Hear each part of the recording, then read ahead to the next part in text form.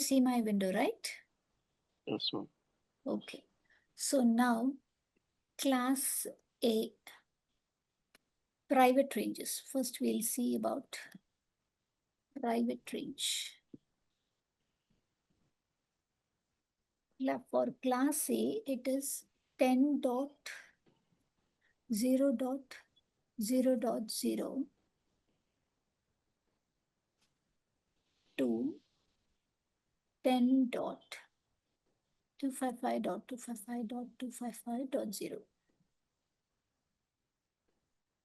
Okay, this is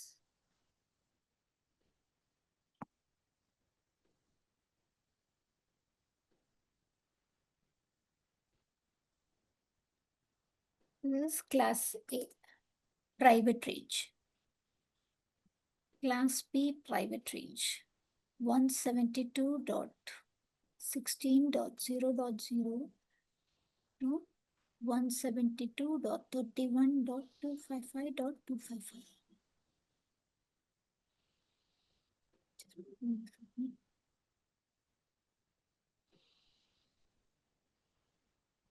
Okay, this is class B, and for class C, 192.168.0.0 to 192.168.255.255. Okay, so these are all private ranges available in the entire IP addressing, where these private ranges are mainly used for any organization or any network for internal communication. If it wants to communicate to the outside network, then it has to go via the router, and we need to purchase a public IP address. Okay, from the public IP range. But for internal communication, like an organization might have a file server, or might have a network printer, okay, a database server running.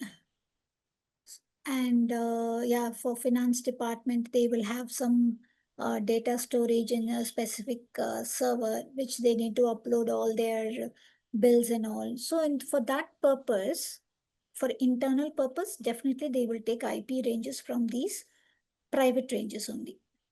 Okay. So within this range itself, we can do subnetting. We can split the private range network into multiple small networks based on the requirement. So class A private range starts from 10.0.0.0.0 to 10.255.255.2. So that means class A private range has one network. Okay, there's only one network within the class A private range, and how many hosts in that network is what we are going to calculate now with the calculator. So that is nothing but 256 into 256 into 256. So that is 16 777 16 777 host in one network. Okay. That means that many systems can be connected. That many systems can be connected, in which, if we are going to connect that many systems, all will come under one single network. Then what is the purpose of doing subnetting? Okay, since there are so I'm going to use a class A network, but as per class A private range, I can use only one network by default, right? But I have a requirement in my network where I need, say, at least 20 VLANs is my requirement, 20 networks. Okay, so at that time, I need to use the concept of subnetting. Okay, so if I have only one network, how will I be able to use it for my requirement? But my organization, the network architects, based on the recommendation, they have decided to use the class A private range only, 10 series. So the 10 series range will be used in my organization in all geographical location. My office is in US, one office is in India, Singapore, Canada, or Malaysia, or Europe, any region, any geographical location. If I have offices, that office VLANs or the inside network is designed with the 10 series range. So my laptop, so all employees will be provided with a desktop or a laptop. So that should communicate, right? That should have an IP address to communicate. That will be on 10 series. That is what the network architects have decided.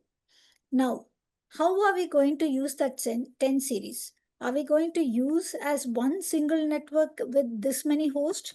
That is not possible. One single network, that means, am I going to use only one VLAN in my organization? No, that's not possible. Right?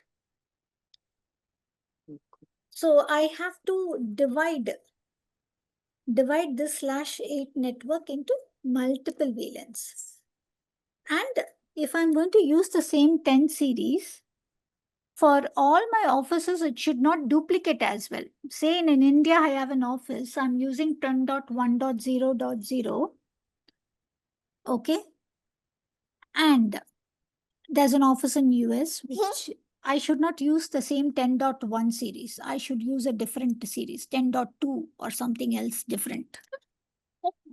If I'm going to use the same 10.1, it's going to be a conflict in the network. Then the network for 10.1 range IP address will not work. Whichever devices that has been assigned on 10.1 range, it is not going to work. Okay. So that's how we need to design. We need to design the network. So for class A, one single network is going to have this many hosts. It's quite not possible without subnetting to use in any organization. So we have to divide this into multiple small networks. So I can have to do a subnet of 10.1.0/24, 10.2.0/24. Likewise, I can subnet it 3.0/24. So likewise, how many networks I can create? Any multiple networks can be created, okay?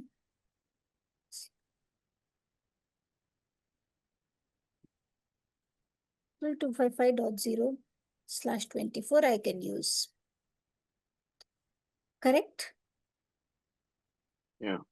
So that this means /24 means these are the network bits and this is the host bit. So whenever my network bit changes, so this is 1, 10.10.1.1, 10.10.1.2, 10.10.1.50. Okay. So for all the devices, I'm using 10.10.1 series. That means all the hosts will come under one single network. Whenever my network bit changes in this octet or this octet or this octet, whenever my network bit changes, my network changes. Different network. 10.10.2.0 is again a different network. But which is deciding that it is of different network? This value /24. /24 is actually deciding how many host bits, how many network bits. That value So, is deciding. yeah, basically, 10 dot networks are usually class A. Because of 24 CID annotation, it became class C. No, you cannot say it is classy. It is still classy. Class A, but it is acting like class C. It is acting like that is no, you are telling that is because of /24, but you cannot Yeah, say it is a class C still. no, I'm not saying it is looking Behaves. like No, that. no, no. You cannot also say like in the other way as well. Say, Mm, say, instead of 24, I'm giving here as 23. Now, which class you will say? Are you going to still say as class A or class C? Or you don't have any defined class right now? Yeah, So, by seeing the subnet mask, you cannot say any IP range as class A, class B, class C. You cannot say. By seeing the subnet mask, you can say, is it a class A, class B, class C range? Only by seeing the first octet. Only by seeing the first octet of any IP address. Okay, this is a class A range and we have done a subnetting. In that way, you okay, can say, okay, this is class C range and we have done a subnetting. okay, Okay, yeah, okay. In this example, 10.10.1.0/23. Now, we have changed the subnet mask. So for /23, 255.255.254.0 is the subnet mask. yeah, So the starting IP address of this range is 10.10.1.1, and it ends with 10.10.2.255. This is the actual start and end IP address for a /23 subnet value. Okay, so now earlier we have seen /24, and we have also mentioned it like will be 1.255 only, I guess. no 1.255 also will come. Okay, 10.10.1.255. Next, after what is the next IP address? 10.10.2.0, 2.10, yeah, 10.10.2.2.1. Likewise, it goes on, and it ends with 10.10.2.255. Okay, so here by changing the /23 subnet value in one single network, we have this many IP addresses that starts from 10.10.1.1 and ends with 2.2, 2.255. So we have 256 plus 256, 512 IP addresses. Here it comes 256. And from here, we have again a 256 IP count. So total 512 IP addresses in one single network. Only by changing the value, we have created a subnetting and created a more space to accommodate for additional 256 IP addresses. okay, but I did not understand how 2.255. That is what you have to do the subnetting. Uh, uh, yes. So, Mhm. wait. Okay. Subnet mask. What is 255? Okay. 255. All ones. Ah, Okay, okay. 254.0. 1, 2, 3, 4. 1, 2, 3, 4. dot 1, 2, 3, 4, 2, 3, 4 dot 1, 2, 3, 4 1, 2, 3 Yes. 0 dot Yeah. 0 dot 0 dot 0 0 Yeah. 0 0 0.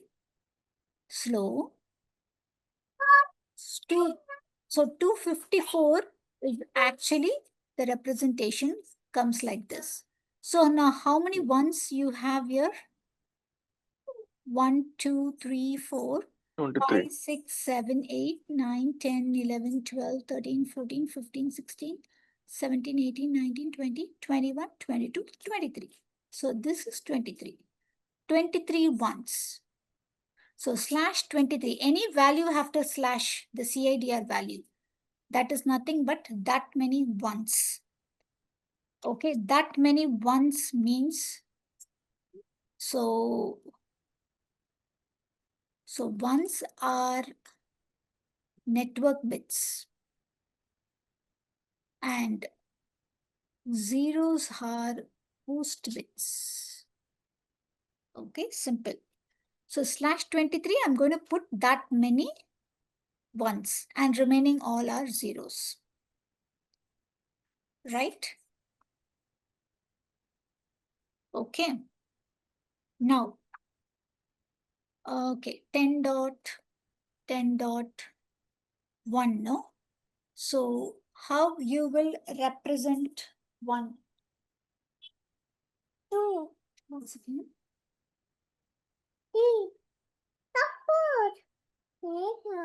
So since my mother-in-law, she is sick, no? Bedridden, these are coming at the back of me. Okay. Okay. So 10 dot 10 dot. How are we going to represent 1 now in binary bits?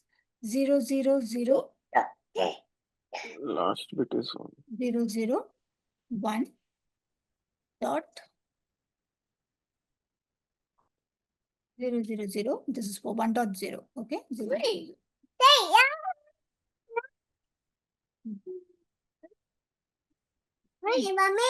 No. This is 1. So I have to explain you in a different way in order to, you have confusion. Out to also comes here, right? Now it is ending with 2.255. I thought it will end with 1.255. Okay.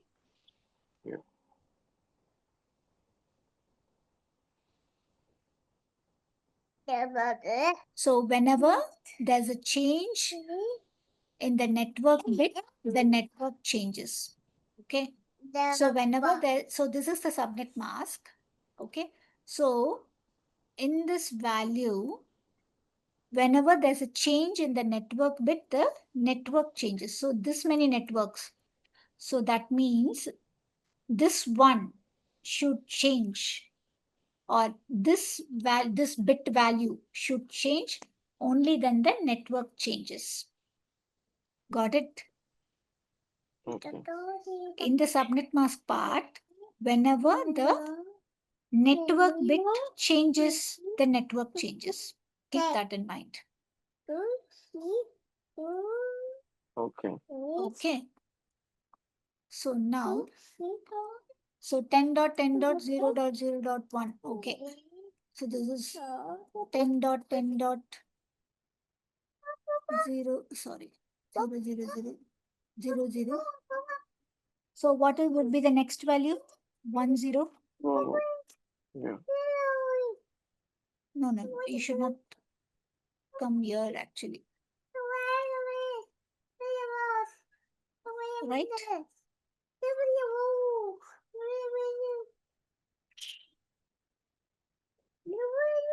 This is how it goes, right? 1.1. So this bit, entire bit will still remain like this until this has to keep on changing, right? Yes.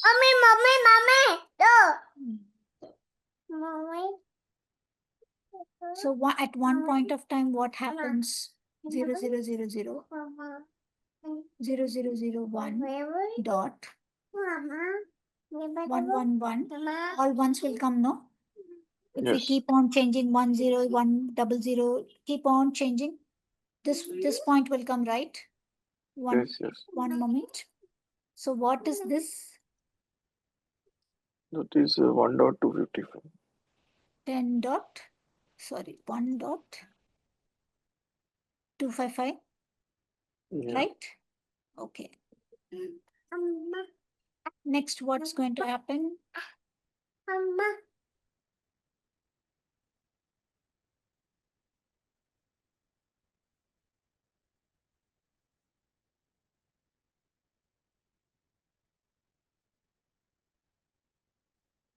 10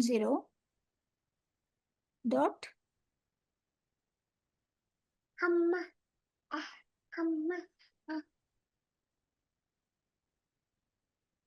2.0.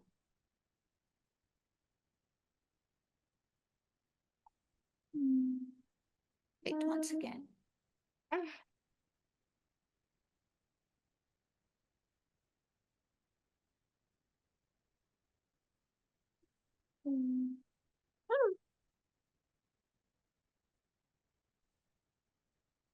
So this is not going to be like this. No, I'll explain you in a different way. No, this will not come. No, I'll have to explain in a different way. Wait.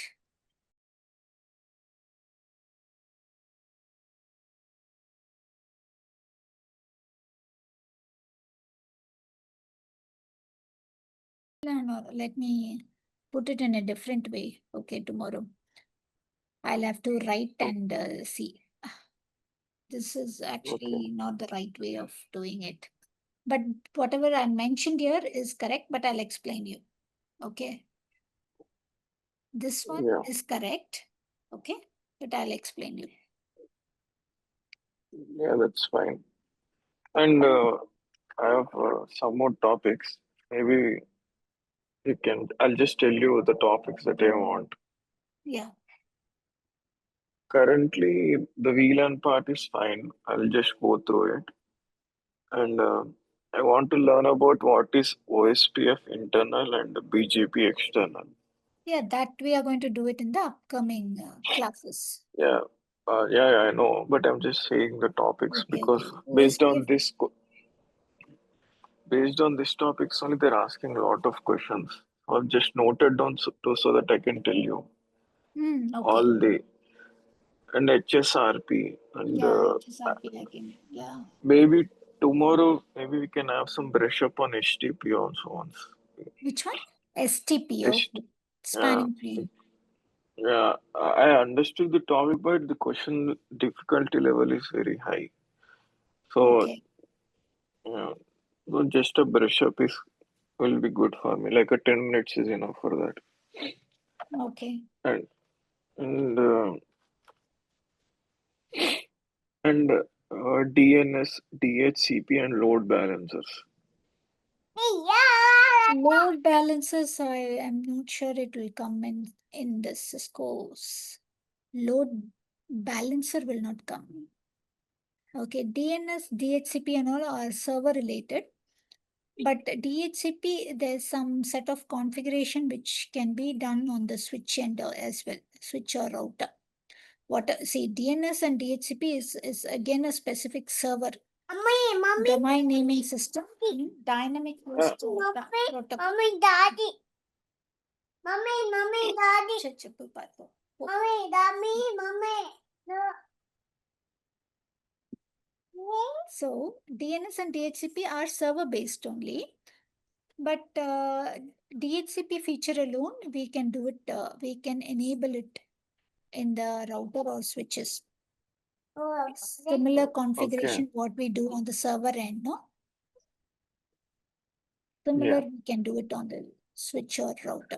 I know what I know the definitions and all. I know like I want in-depth knowledge on these two topics and I want to know what is catalyst and nexus switches and their differences and all. Okay.